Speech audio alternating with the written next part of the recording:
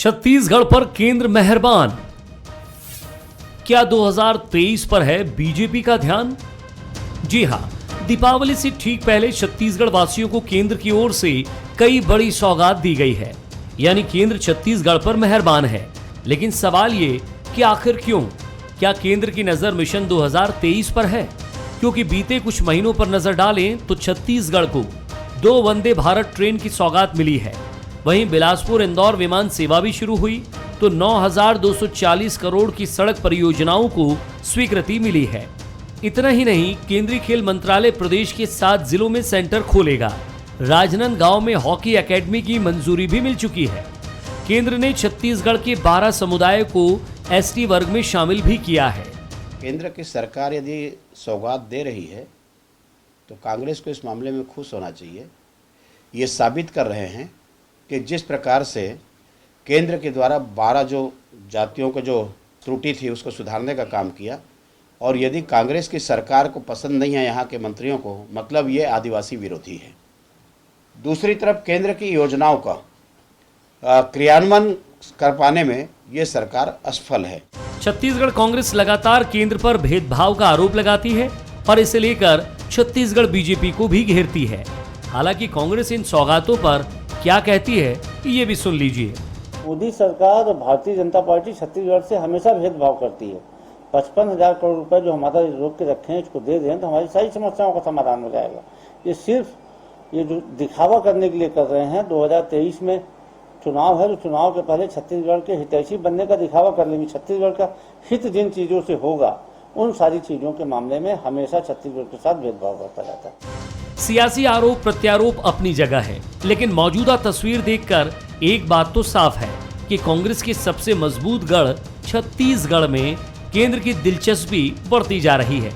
एक तरफ केंद्र के तमाम बड़े नेता छत्तीसगढ़ का दौरा कर रहे हैं, तो दूसरी तरफ केंद्रीय योजनाओं के जरिए बीजेपी अपनी खोई जमीन को वापस तलाशने की कवायद में है। छत्तीसगढ़ में 2023 में विधानसभा चुनाव होने हैं। ऐसे में कांग्रेस जहां भूपेश सरकार के कामकाज को लोगों के बीच लेकर जाएगी, तो वहीं बीजेपी की भी कोशिश रहेगी कि मोदी सरकार की योजनाओं को चुनाव में भुनाकर लीड बनाई जा सके। कुलेश्वर पांडे, बंसल न्यूज, रायपुर। बीजेपी और कांग्रेस दोनों से जब ये सवाल पूछो कि क्या ये चुनावी तैयारी है, क्या ये चुनावी नफा नुकसान को देखकर योजना तैयार की जा रही है, या फिर हर बार की तरह जनता की सहूलियत का दंभ भरने का दिखावा हो रहा है, ऐसे सवालों पर रटा रटाया जवाब यही मिलता है कि जनता की सेवा तो पूरे 5 साल होते रहती है। तो फिर चुनावी साल या चुनावी साल के ठीक 1 साल पहले जनता पर मेहरबानियां क्यों लुटाती हैं पॉलिटिकल पार्टियां? आखिर लोगों से जुड़ने और जोड़कर दिखने का दिखावा क्यों शुरू हो जाता है? यह बातें हम इसलिए कर रहे हैं क्योंकि केंद्र सरकार ने 2023 के चुनाव के मद्देनजर छत्तीसगढ़ पर दरिया दिली दिखाई है। 2 नई ट्रेनें मिल रही हैं, खिलाड़ियों के लिए बेहतर ट्रेनिंग का माहौल बन रहा है, सड़कें मिल रही हैं, नई जगहों पर एयरलाइन शुरू की जा रही। तो क्या यह सब 2 साल पहले शुरू नहीं हो सकता था? वंदे मातरम की लॉन्चिंग क्या आज हुई है? छत्तीसगढ़ की ट्रेनों को सौगात क्या 2 साल पहले नहीं मिल सकती थी? आखिरकार 2022 के आखिरी महीने में ही केंद्र को क्यों छत्तीसगढ़ की याद आ रही है? सियासी सुगबुगाहट के बीच सवाल उठना लाजमी है और उसका जवाब तलाशना हमारी जिम्मेदारी। नमस्कार, आज के मुद्दे में आप सभी का स्वागत है। मैं हूं आदित्य नामदेव। हम आरोप सिर्फ केंद्र पर क्यों थोपें? कांग्रेस की भी कई योजनाओं को लेकर सवाल तो कांग्रेस पर भी उठता है कि आखिर चुनाव के वक्त में ही ऐसी लोक लुभावन योजनाओं को क्यों लॉन्च किया जाता है? क्यों कर्मचारियों से लेकर युवाओं तक की मुराद पूरी कर दी जाती है? क्या आज के दौर में पॉलिटिकल पार्टियों के लिए जनता का हित सर्वोपरि सिर्फ चुनावी वक्त में ही दिखता है और बाकी बचा वक्त सिर्फ और सिर्फ राजनीतिक नफा नुकसान को टटोलने में गुजर जाता है? चर्चा और सवालों के बीच हम भी इसी मुद्दे पर सवाल और जवाब तलाशने की कोशिश करेंगे। हमारे साथ बातचीत करने के लिए 3 बेहद खास मेहमान मौजूद हैं। हमारे साथ रामता तिवारी जी मौजूद हैं, वरिष्ठ पत्रकार हैं, बहुत स्वागत करता हूं मैं इनका। हमारे साथ धनंजय सिंह ठाकुर जी हैं, कांग्रेस के वरिष्ठ नेता हैं, प्रवक्ता हैं, बहुत स्वागत करता हूं। संदीप शर्मा जी हमारे साथ भारतीय जनता पार्टी के वरिष्ठ नेता हैं, प्रवक्ता हैं, बहुत स्वागत करता हूं उनका। सबसे पहले रामोतर जी के पास जाता हूं। रामोतर जी, अगर मैं किसी भी पॉलिटिकल पार्टी के, सीधे तौर पर सरकार के या प्रदेश की भूपेश बघेल सरकार या केंद्र की मोदी सरकार, इनको अगर मैं 5 साल में कैटेगराइज करने के लिए आपको बोलूं तो किस तरह से आप बंटवारा करेंगे? क्योंकि काम करने के लिए आखिरी साल ही सबको याद आता है। ये 5 साल को अगर डिफरेंशिएट करने की कोशिश में करने के लिए आपको कहूंगा तो किस तरह से आप बांटेंगे इन 5 सालों को? देखिए आदित्य जी, आपने बिल्कुल सही समीक्षा की है। हम छत्तीसगढ़ छोटे राज्य हैं, छोटे राज्यों पर राजनीति पे ज़्यादा प्रभाव केंद्र पर नहीं रहता, इसलिए भी छोटे राज्य में ज़्यादा ध्यान केंद्र की कोई भी सरकार किसी पार्टी को कम देते हैं, एक बात। दूसरी बात ये रहता है कि अगर आपके पास मजबूत नेतृत्व ना हो उस राज्य में, जिसका मजबूत नेतृत्व, जिसकी केंद्र में पकड़ हो, अगर ना हो तो राज्य को कुछ नहीं मिलता। ये दो तरीके से जो नुकसान छोटे राज्यों को, हर राज्यों को होता है, वही नुकसान हमें भी छत्तीसगढ़ में हो रहा है। अब जब चुनाव पास आया है तो चुनाव की रणनीति के हिस्से के तहत छत्तीसगढ़ को कुछ देने का सौगात दे रहे हैं, अच्छी बात है, इसका स्वागत होना चाहिए। शायद ये कदम अगर पहले उठते तो छत्तीसगढ़ की जनता को पहले फायदा होता, क्योंकि छत्तीसगढ़ के लोकसभा में ज़्यादा से ज़्यादा सीट भाजपा को मिली है, 15 साल सत्ता में रहे हैं।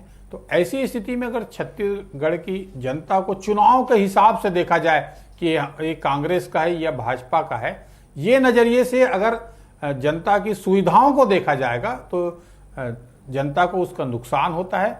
और आगे जाके वहाँ के जिस तरह से विकास हो सकते हैं, खनिज संपदाओं से भरपूर छत्तीसगढ़ में आज प्रचुर संपदा है, यहाँ पर विकास तेजी से हो सकते हैं।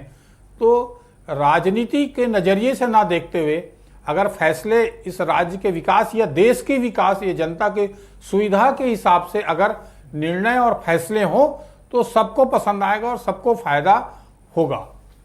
संदीप जी, समझ नहीं आता, आप ये बताइए कि कुछ ऐसी चीज है इस सरकार से जो लड़कर आपने हासिल की हो? ट्रेन तो आप लगातार बंद कर देते हैं, कभी 66 ट्रेनें बंद, कभी 50 ट्रेनें बंद। अब 2 वंदे मातरम ट्रेन मिलकर होगा क्या? क्योंकि ट्रेन तो आप चलाएंगे नहीं। छत्तीसगढ़ के खिलाड़ियों को अंतर्राष्ट्रीय स्तर पर आज तक क्या मौका मिला, आप वो बता दीजिए। क्रिकेटर का तो सिलेक्शन यहाँ पर हो नहीं पाता, हॉकी का कोई अता पता है नहीं। क्या सिर्फ चुनावी दिखावा है 1 साल पहले जो तमाम घोषणाएं कर रही केंद्र सरकार? नहीं, मैं तो ये कहना चाहूँगा आदित्य जी कि आप देखिए, किसान ट्रैक्टर योजना हमारे प्रदेश में सरकार दे रही है। 2,40,000 तक की छूट जो है ट्रैक्टर में केंद्र सरकार देती है। किसान मित्र योजना यहाँ पर लागू है हमारे केंद्र सरकार की। मैं आपको योजना बताता हूँ, पशु क्रेडिट कार्ड किसानों के लिए सिर्फ जो है प्रधानमंत्री सम्मान निधि पिछले 4 साल से या 3 साल से हम कहें जो हमारे प्रदेश में लागू है, और हमारे प्रदेश के किसानों को हर साल जो है 1200 करोड़ रुपये का इसमें सीधा लाभ मिल रहा है। ये अपने आप में फसल बीमा योजना केंद्र सरकार की है योजना जो कि हमारे किसानों को मिल रहा है। सुकन्या योजना, प्रधानमंत्री उज्ज्वला योजना, सुरक्षित मातृत्व योजना, फ्री सिलाई मशीन की योजना जो हमारी केंद्र सरकार यहाँ पर जारी की है। पोषण आहार का मैं आपको बता रहा हूँ, पूरे देश में 1,74,000 करोड़ की योजना, उसमें बड़ा हिस्सा छत्तीसगढ़ की जो हमारा जो अनुपात उसके आधार पर मिल रहा है। प्रधानमंत्री आवास योजना, आप बताइए कि हमारे प्रदेश के 11,000 करोड़ रुपये हमारे राज्य में आना था जिसको वापस कर दिए। ये लगातार हमारे प्रदेश को मिलने वाली योजना है। और आपको केंद्रीय कर के रूप में जो राज्यों को पहले पूर्ववर्ती सरकार 32% हिस्सा देती थी, हमारी सरकार आने के बाद पूरे राष्ट्रव्यापी जो है 42% देने लग गई। इसका सीधा लाभ हमारे छत्तीसगढ़ प्रदेश को 8% जो 10% है उसके रूप में 8,000 रुपये हर साल, 8,000 करोड़ रुपये ज़्यादा मिलने लग गया। तो ये कोई मामूली बात नहीं है। प्रधानमंत्री आवास योजना, नल जल मिशन, आप बताइए कितने दिन से हमारी केंद्र की सरकार इसके लिए यहाँ पैसे देने के लिए तैयार है, लेकिन जितने कनेक्शन लगना है उसमें आप 25% काम नहीं हुआ है। देश के विभिन्न भागों में आप जाएंगे तो 70% को छू रहा है। केंद्र सरकार पैसे देने को तैयार है। आदित्य जी, आपको ध्यान होगा अभी बीच में हमारे केंद्रीय मंत्री गडकरी जी आए थे, 9,200 करोड़ रुपए का पैकेज देके गए। यहाँ से 6 महीना हो गए इस घटना को, तो उस समय तो चुनाव ना कुछ नहीं था। उसके अलावा उन्होंने साफ कहा हमारे मुख्यमंत्री जी को प्रदेश के कि आप योजना बनाइए, मैं 1 लाख करोड़ रुपए छत्तीसगढ़ को देने को तैयार हूं। 1 लाख करोड़ रुपए कोई मजाक चीज होता है बताइए आप? और हमारे छत्तीसगढ़ को देने के लिए केंद्र तैयार है। तो हमारी सरकार जो है, केंद्र की मोदी जी की सरकार जो है लगातार काम कर रही है। चाहे वैक्सीनेशन के मामला हो, फ्री वैक्सीन दिया, उस समय तो कोई चुनाव नहीं था प्रदेश में, और हमारे छत्तीसगढ़ की प्रदेश की सरकार ने तो उस समय वैक्सीन हम खुद लगाएंगे, वैक्सीन के बारे में पता नहीं कितने सारी बातें की। फिर बाद में वैक्सीन के मामले में इन्होंने इसमें आरक्षण सिद्धांत लागू कर दिया, जातिवाद तक ढकेल करके उसको ले गए। केंद्र की सरकार ने ये नहीं कहा। पहले आओ पहले पाओ, सबको दिया उन्होंने। तो जिस तरह से केंद्र की मोदी सरकार जनहित में काम कर रही है, आप इसको राजनीति से मत जोड़िए। मोदी जी जिस दिन से प्रधानमंत्री बने हैं, देश में भारतीय जनता पार्टी की जिस दिन से सरकार आई है, जनहित के काम करने में ताबड़तोड़ फैसले कर रही है।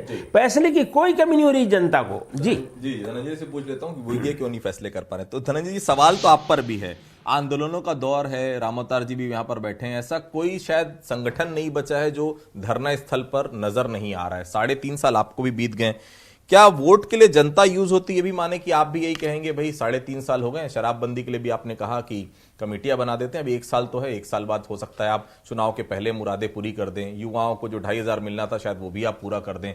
इसके अलावा और तमाम जो है जो कर्मचारी संगठन है, जो संविदा वाले हैं, शायद हो सकता है सबकी मुराद पूरी करने के लिए आखिरी का 5वां साल ही हो। तो ये आखिरी 5वें साल का इंतजार क्यों धनंजय जी? क्या 4 साल कम पड़ते हैं? या आपने देखा होगा बहुत ध्यान से, आपको याद होगा शिक्षा कर्मियों का संविलियन किया था, रामअवतार जी भी बैठे हैं, रमन सिंह ने, सबसे बड़ी उपलब्धि वो बताते थे उसका, लेकिन एक भी शिक्षा कर्मी ने वोट नहीं किया भारतीय जनता पार्टी को। यही कहा 4 साल आपने तड़पाया, 5वें साल आप अगर करके दे रहे हैं तो कोई औचित्य नहीं है। क्या कहेंगे धनंजय जी?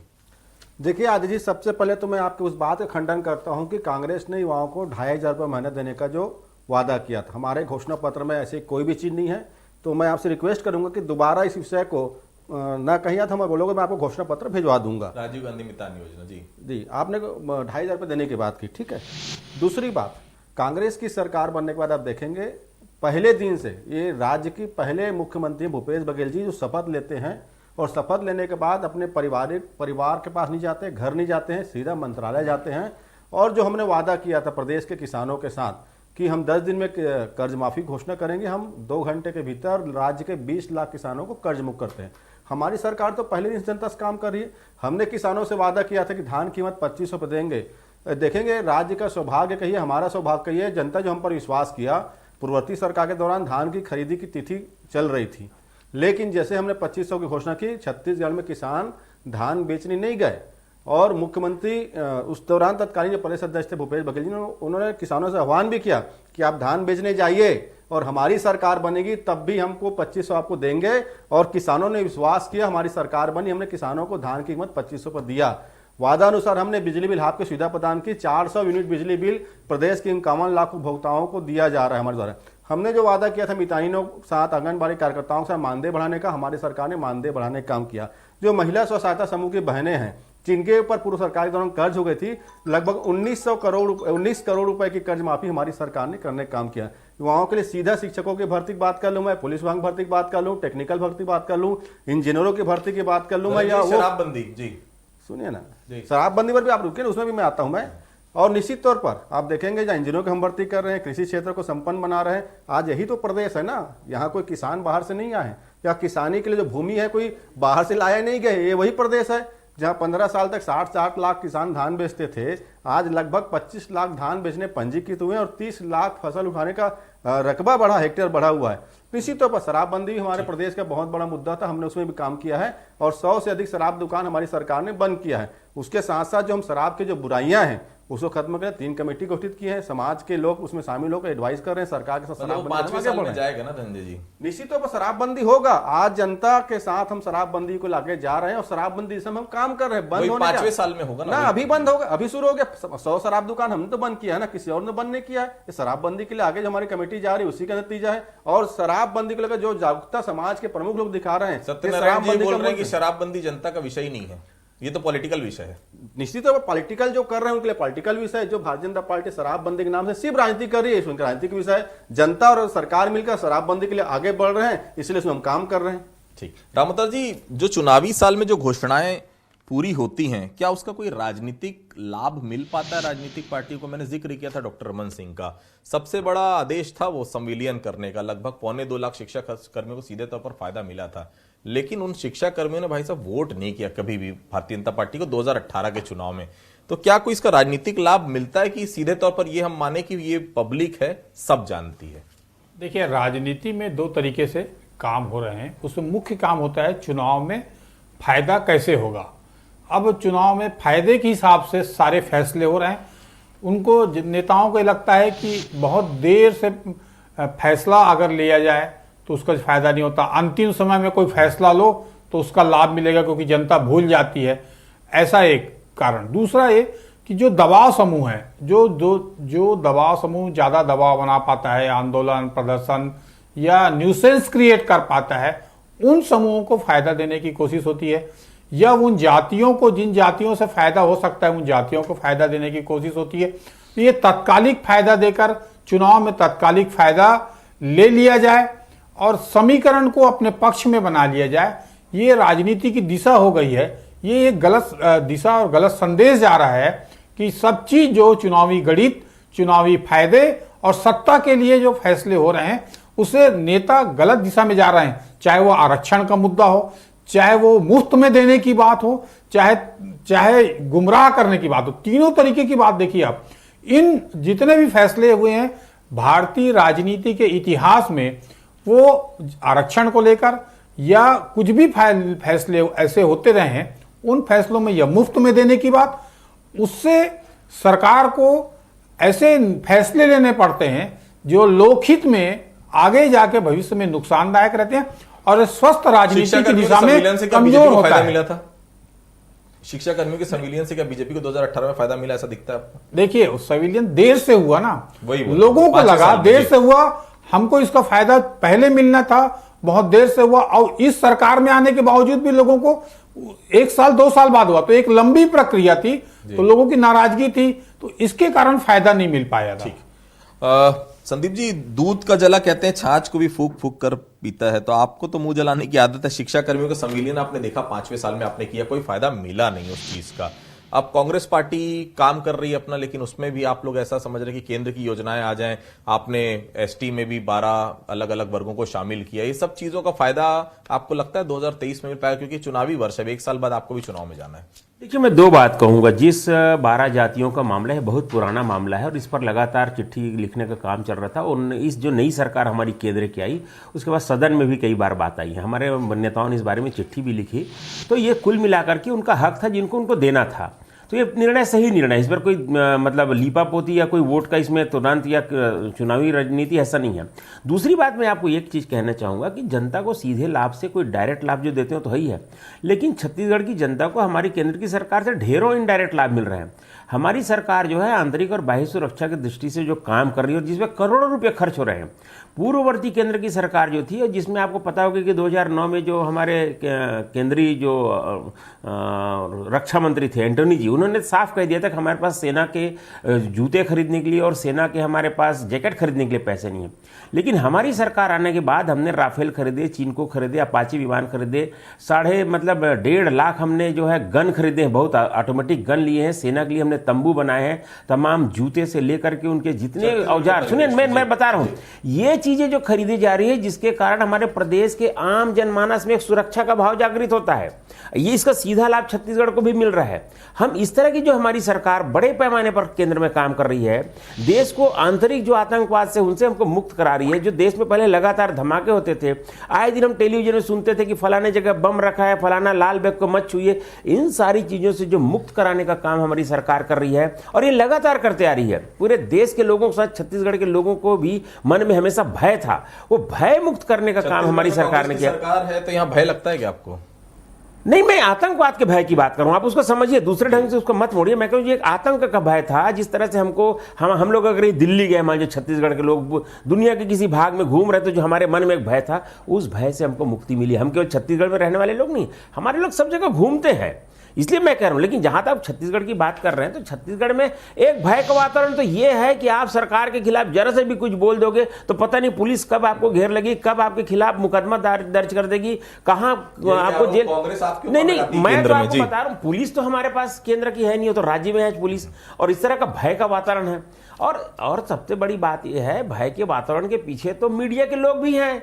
आप तो देखेंगे इन्होंने भी इस तरह के मुद्दे को उठाए, जिस तरह से मीडिया मैंने, सुनिए ना, जिस तरह से मीडिया मैंने को आश्वासन दिए थे उसका क्या हुआ? धनंजय जी से बहुत सारे आरोप हो गए। सवाल पूछिए, मैं तो कहता हूं आदित्य जी, ये सवाल आप पूछिए, मेरी तरफ से नहीं। यही आरोप कांग्रेस आपके ऊपर लगाती है कि केंद्र के कारण दबाव है, लोगों को अपनी बात करने का अभिव्यक्ति की आजादी नहीं है। धनंजय जी जवाब देंगे जी। नहीं, यहाँ जी मुझे ऐसा लगता है कि संदीप शर्मा जी को जब राज्य सरकार पर इस प्रकार के आरोप लगा रहे हैं कि सरकार के खिलाफ बोलने पर पुलिस कार्रवाई करती है, भाजपा के 5 बड़े नेताओं का नाम बता दें जो लगातार सरकार के खिलाफ बातें करते हैं, गुमराह कर रहे हैं, अफवाह फैला रहे हैं, क्या उनके खिलाफ एफआईआर दर्ज हुआ? क्या 5 नाम आप बता दीजिए इस चैनल पर। ठीक है, आरोप लगाना अच्छी बात है, 5 नाम बताइए ना। और मैं केंद्र सरकार की नाकामी बता सकता हूं, जो नाकामी को छुपाने के लिए ईडी, सीबीआई, आईटी ने किस प्रकार से पूरे प्रदेश भर में विपक्षी नेताओं पर जो जाकर बूझ कर जो छापेमार कार्रवाई की है, उनकी छवि खराब करने की कोशिश किया गया है। पूरे 8 साल के भीतर में 6000 से ऐसे ईडी ने रेड मारने का काम किया जिसमें मुश्किल से 90 लोगों पर ही कार्रवाई हो पाई, बाकी के बाकी कोर्ट में स्टैंड नहीं हो पाए। 5 नाम आप बता दीजिएगा भारतीय जनता पार्टी नेताओं के। और मैं रमन सरकार के दौरान के 5 बड़े नाम बताता हूं कांग्रेस नेताओं के, जिस पर रमन सरकार ने अत्याचार किया था, पुलिस से डराया था। स्वयं वर्तमान मुख्यमंत्री माननीय भूपेश बघेल जी से बड़ा गवाह कोई नहीं हो सकता। उनके पूरे परिवार सहित, उनके परिवार के सहित जमीन को नापने का काम किया गया, यूडब्ल्यू में लाया गया, एफआईआर दर्ज किया गया। इससे बड़ा उदाहरण इस प्रदेश में कुछ नहीं हो सकता है। एक दिन दूसरी बार नपता था घर जी। संदीप जी थोड़ा जवाब लेते जी। देखिए, आज कोई हमारी सरकार इसका नाप नहीं करा रही थी। अगर कहीं कोई कंप्लेंट लिखाएगा कि किसी खिलाफ, तो सरकार का काम उस पर जांच करो। अगर कहीं किसी ने शिकायत लिख करके दिया तो उस पत्र में लिख देते हैं मुख्यमंत्री इसकी जांच किया जाए, संबंधित उसे जांच करते हैं। इसमें कौन सी बड़ी बात है? तमाम जहां पर भी शिकायतें आएंगी उसकी जांच होगी और आज भी होगी। ठीक है, वो शिकायत करता जानेगा उसने कितने सही शिकायत किया, कितना गलत शिकायत किया, ये शिकायतकर्ता का मामला है। लेकिन प्रदेश की जनता अगर कहीं किसी भी बड़े नेता के खिलाफ भी शिकायत लेकर के आए तो सरकार का काम है कि उसको जांच कराएगी। वो जांच जिन्होंने शिकायत की उसके खिलाफ हुआ, तो उसमें आपको इसमें चिढ़ने की जरूरत नहीं है। 5 भाजपा नेताओं का नाम बताइए जिस पर वर्तमान में जो सरकार के खिलाफ बात कर रहे हैं, जो गुमराह फैला रहे हैं, जो अफवाह फैला रहे हैं, इस पर पुलिस ने कार्रवाई की। हमारे बताइए 5 पुलिस की कार्रवाई। 5 नाम बताइए ना मुझे बड़े कितने लोगों को आप जेल में ठूस दिए, पत्रकारों बात मत करिए, 5 नेता नाम बताइए ना। मैं तो नाम बता दिया आपको, 5 नाम मैंने आपके सरकार का अत्याचार बताया। 5 नाम बताइए ना भाई, हम यहाँ चर्चा कर रहे हैं, कितने जनता चैनल देख रही है, जनता बताइए ना। जनता को पता है, आप नाम बताइए, 5 नाम। देखिए जनता सब जान रही है, जनता को पता है कि इस सरकार में किस ढंग से भय का वातावरण है। आप 5 नाम बता सकते हैं? आप बताइए ना। मैं तो नाम बता दिया, मैं तो आपके सरकार के नाम बता दिया। कोई भी व्यक्ति सरकार के खिलाफ बोल, अरे 5 नाम बताइए ना, भाजपा के 5 नेताओं का नाम बता दीजिए। मुख्यमंत्री जी ने कहा था, क्या उनका बयान देखिए आदित्य जी सुनिए, आदित्य सुनिए, मुख्यमंत्री जी ने बयान में कहा था कि अगर कहीं राहुल गांधी के खिलाफ अगर कहीं किसी तरह का अगर इस तरह लिखा पढ़ी करेंगे तो फिर वो याद रखें। इस तरह की बात मीडिया के लिए शब्द में प्रयोग किया था हमारे मुख्यमंत्री ने। मैं रिपीट करता हूं, मैं रिपीट कर देता हूं, मैं रिपीट कर देता हूं, मैं रिपीट करता हूं। विषय से भटक रहे हैं। नहीं, 1 मिनट, मैं जवाब देता हूं। नहीं तो आप जो मैं जवाब देता हूं आदित्य जी, मैं जवाब दे रहा हूं। आदित्य जी आपने सवाल पूछा, मैं जवाब दे रहा हूं कि किस तरह से खुलेआम मीडिया को मैं रिपीट करूंगा इसी प्रदेश में हुआ है, मैं जवाब दे रहा हूं प्रदेश में हुआ है। छोटा सा जवाब देंगे जी। देखिए, मैंने 5 भाजपा नेताओं का नाम पूछा जिस पर पुलिस ने अरे कार्रवाई की। मीडिया का देखिए तकलीफ शुरू हो गई आपकी। नाम क्या आ गई, आपकी पोल खुल गई। धनंजय, अरे सुनो ना भाई, आपने आरोप लगाया, मैं सुना ना। आप में क्षमता नहीं है सुनने की, ये प्रमाणित हो गया ना। मैं तो 5 नाम पूछा, आपने बता नहीं पाया क्योंकि भाजपा के लोग फर्जी बात करते हैं। और सुनिए ना, मैं उस ट्वीट को, अरे मैं उसका जवाब दे रहा हूँ, ट्वीट दे रहा हूँ, आपके चैनल के माध्यम से कह रहा हूँ, पत्रकारिता का स्वागत है। अगर कोई दुर्भावना से काम करेगा उसके खिलाफ कार्रवाई की जाएगी। मैं भी इस चैनल बैठ कर बोल रहा हूँ, ईमानदारी से कह रहा हूँ, लेकिन आप फर्जी बात कर रहे हैं, 420 बात कर रहे हैं। आपने 5 लाख भाजपा ने कहा, ये भाजपा का चरित्र है क्योंकि फर्जी काम करना, गुमराह करना, अफवाह फैलाना भाजपा काम है। मैं रिपीट कर रहा हूँ, अगर कोई पत्रकारिता के आड़ में अगर दुर्भावना से काम करेगा कार्रवाई की जाएगी, ना कार्रवाई की जाएगी। लेकिन भाजपा के लोग 420 करते हैं, अफवाह फैलाते हैं, 5 नाम नहीं बता पाए। ये आपकी पार्टी की हैसियत है, जिस पार्टी के प्रवक्ता बन के बैठे हो, 5 नाम नहीं बता पाए।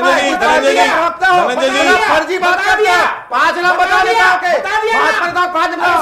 अरे भाजपा के प्रवक्ता हो, शर्म नहीं आती, इतने फर्जी बात करते हो। किस 5 नाम बताओ, किस नेता पर धनंजय जी सुनिए, फर्जी बात धनंजय जी 1 मिनट, राष्ट्रीय पार्टी 5 नहीं मालूम, 5 नाम, ये आपकी सोच है। धनंजय जी 1 मिनट, धनंजय जी 1 मिनट, संदीप जी 1 मिनट, धनंजय जी 1 minute, Sandeep ji 1 minute, Sandeep ji 1 minute, Dhananjay जी 1 मिनट, धनंजय जी सुनिए 1 मिनट, धनंजय जी ऐसे बहस नहीं हो पाएगी, सुनिए। रमन सिंह पर